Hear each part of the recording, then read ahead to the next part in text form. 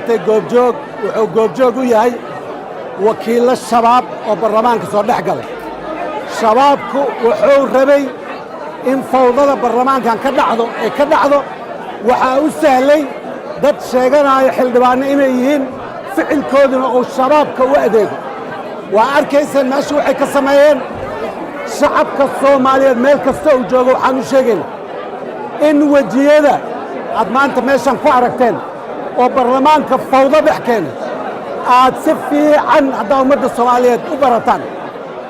aniga shakhsiyan dadka maanta meeshaas fawdada ka sameeyey ee diiday in baarlamaanka Soomaaliyeed xogaal u noqdo amniga meesha maraayo waa shabaab kana ka mid hadda sii socdo kaasaa ka mid ah la barto.